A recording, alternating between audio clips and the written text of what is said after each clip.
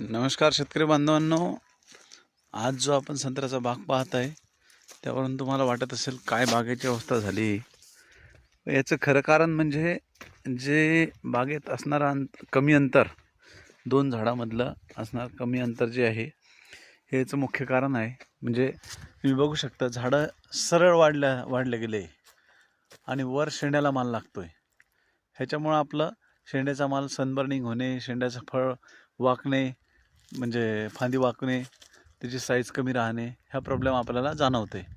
आणि त्याच्यानंतर दुसरा विषय म्हणजे इथे यांना थोडंसं पाणी द्यायची अडचण आहे. म्हणजे फ्लोचं पाणी जाऊ शकत नाही.